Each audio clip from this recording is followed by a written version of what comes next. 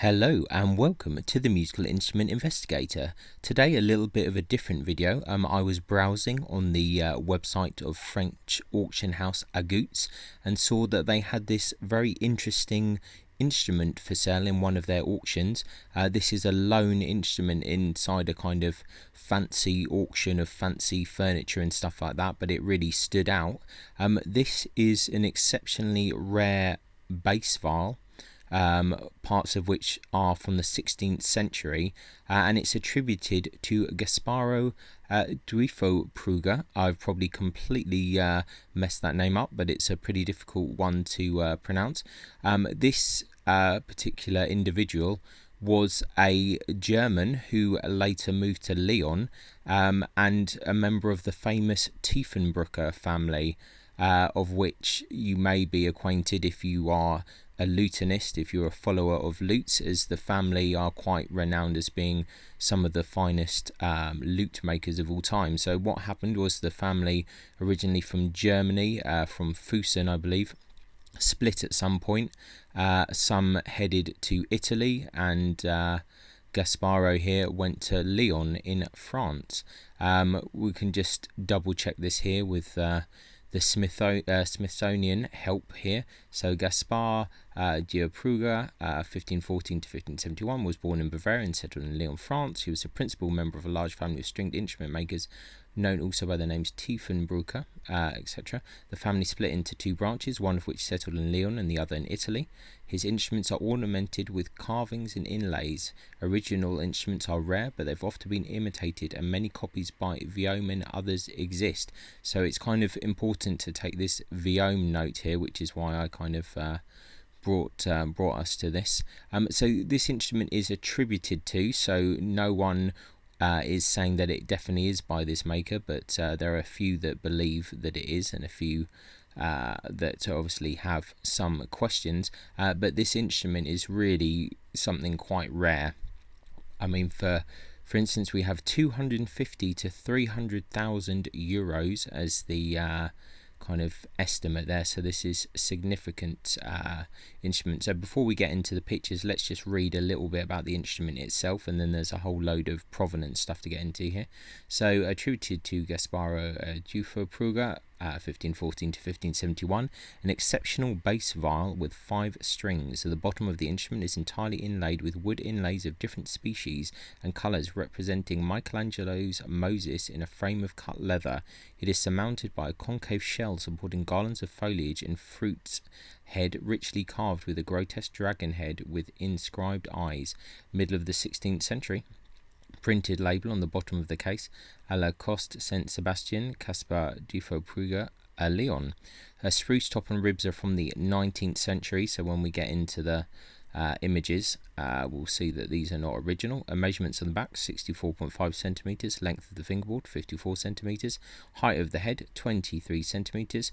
Probably restored by Claude Michelon, violin maker in the 17th century, and Jean-Baptiste Vuillaume, violin maker in the 19th century. I'm sure most people probably know who Vuillaume is by now, but that's an important part of the provenance of this particular instrument.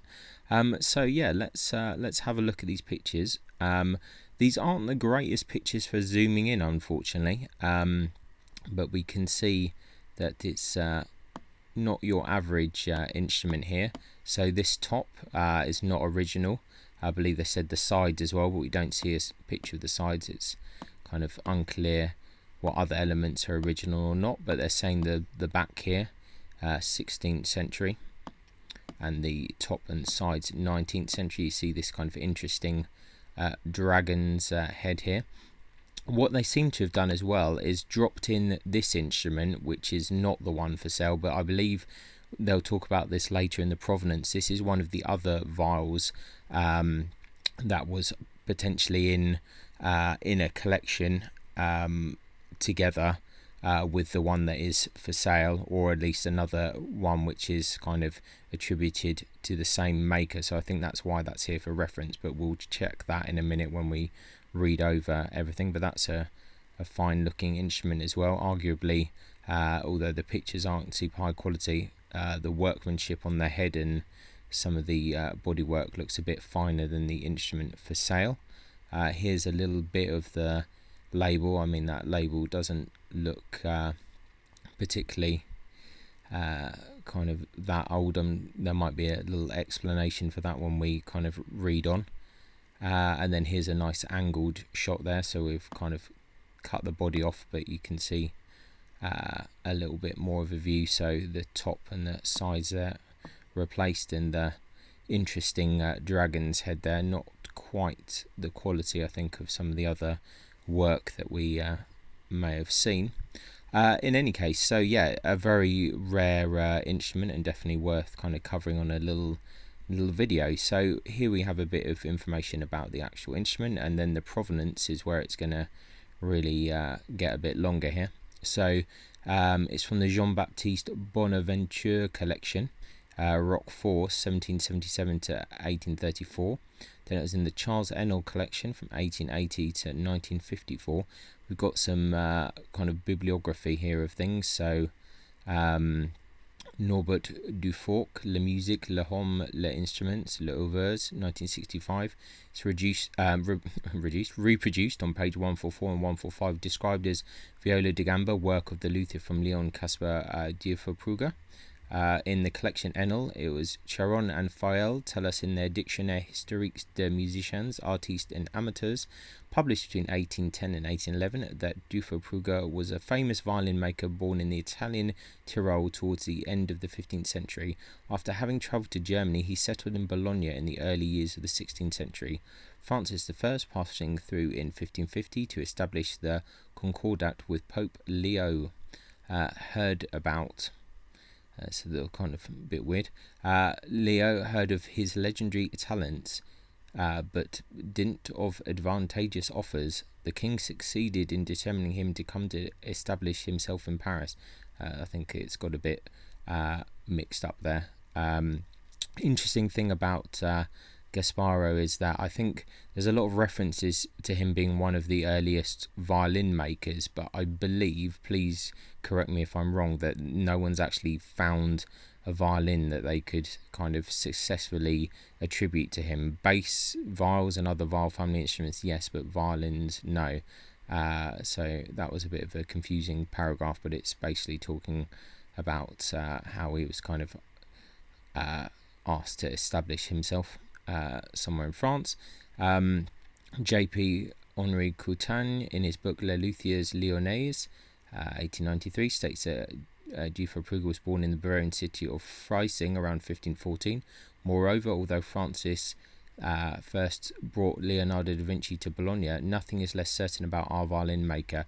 Nevertheless, Henry II naturalised him by virtue of a letter issued in January 1558, stating, musical instruments charm the ears and recreate the spirits more when they please the eyes and are worked by the hands of excellent masters. So there's some kind of like high level kind of interventions going in with the travels of this gentleman in any case.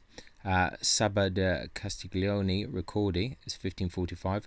Henri, by the grace of God, King of France, to all present and future greetings, let us know that we have received the humble supplication of our dear and beloved Caspar Diefenbrugger, German, maker of Lutz, native of Freising, imperial city in Almania, containing that it is a long time ago that he left the said place of his nativity to come to live in our city of Lyon, where he is at present residing with firm and whole deliberation to live and finish his days there under our obedience, and as our true and natural subject of our good pleasure is to hold and receive it.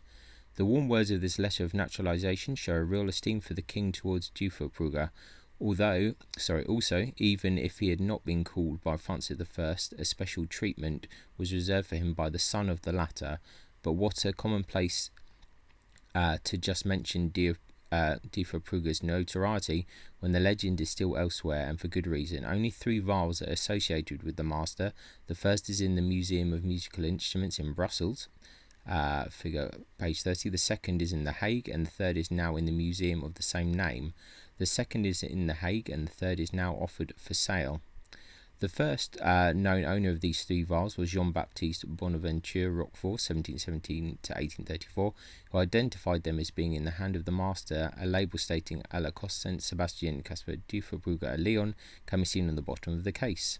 The luthier Jean-Baptiste Vuillaume knew the instruments of Roquefort and undoubtedly worked for their good conservation. Thus, in 1830, he annotated the viol on the Plan de Paris, specifying its consideration by Alexandre Choron and François-Joseph Marie Feuille, according to their notice of the Historical Dictionary of 1810. It would be a viol of Dufourpruga. Nevertheless, there are challenges such as that of Shem Mackie in his article The Plan of Paris, who made this viol. If anyone's followed the channel, you see that I was at the early music show in London recently, and we saw some of the viols, some of the gambas by Shem Mackie. He's an incredible maker and an amazing researcher to do with kind of viols and gambas, so it's definitely worth taking note that he to have a look at this article. And obviously there are concerns about the origin of this instrument. University Press 2019, whose purpose is it to demonstrate that the famous viol of the Plan de Paris could be a 17th century French design by the famous violin maker Michel Colochon, 1666-1693. So there you go, there's some challenges to say that this could be by a different maker.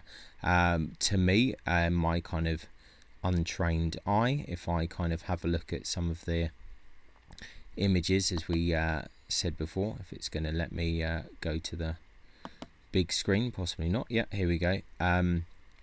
I think the work of this instrument, obviously some bits have been replaced in the 19th century, seems quite different to this other example, but I'm not particularly well studied on viols or gambas. I just thought it was a very interesting instrument to look at. So anyway, that was my short video on this. I'll put a link in the description so you can check it out yourself, or bid if you have that much money. So this is going for sale on Agoots auction, and I think this is the 9th of December this is going for sale. In any case, whatever it's whoever may have actually made it, if it was Gasparo Dufourpruga or another maker, parts of this instrument are most likely or kind of 16th or 17th century. Some of it is later, and it has quite significant provenance, so it is an important instrument in terms of bass viols. So I thought that it was just interesting to mention that.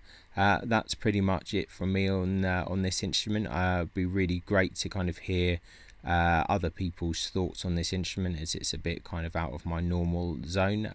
So yeah, thanks a lot for watching. Check out the link in the description, and I'll catch you next time. Bye.